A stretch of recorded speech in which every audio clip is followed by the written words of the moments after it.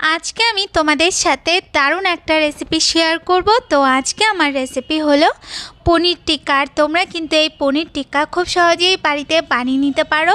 তো দেখো, প্রথমে আমি এখানে নিয়ে নিয়েছি কিছুটা দই, আর দইটার থেকে আমি জলটা ঝরিয়ে নিয়েছি।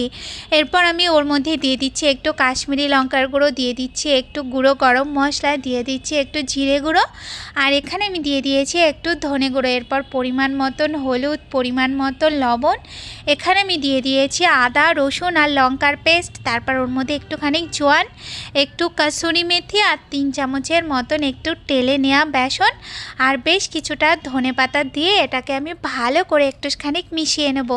মেশানো হয়ে গেলে এরপর আমি ওর মধ্যে দিয়ে দেবো একটু সর্ষের তেল। সর্ষের তেলটা দিয়ে তারপর ভালো করে এই মশলাটাকে একটু মাখিয়ে নিয়ে তারপর আমি ওর মধ্যে কেটে রাখা পনিরটা দিয়ে এরপর পনিরটাকে ভালো করে মশলার সাথে এইভাবে মাখিয়ে নেব।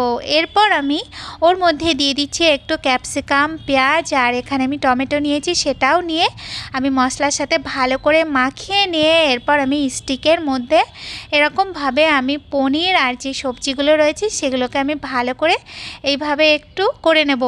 তো এই যে দেখো, আমার সবগুলো বানানো হয়ে গেছে। এরপরে আমি প্যানের মধ্যে একটু বাটার দিয়ে দেবো। বাটারটা দিয়ে তারপরে আমি স্টিকগুলোকে এইভাবে আমি প্যানের উপরে দিয়ে দেবো। আর এই সময় কিন্তু আমি গ্যাসটাকে একদম লো করে রাখবো।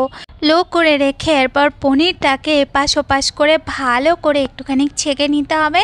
আর পনিরটা যখন ভালো করে সব সাইডটা ছাকা হয়ে যাবে তারপর আমি পনিরটাকে নিয়ে একটু আগুনের মধ্যে একটু ছেঁকে নেবো। তো এই যে দেখো, আমাদের পনির টিক্কা একদম তৈরি হয়ে গেছে। তো রেসিপিটা ভালো লাগলে তোমরা অবশ্যই ট্রাই করো, আর আমাকে কমেন্ট করে জানাতে ভুলো না তোমাদের কেমন লাগলো। আজ তাহলে এই পর্যন্ত, দেখা হচ্ছে নতুন রেসিপির সাথে। টাটা।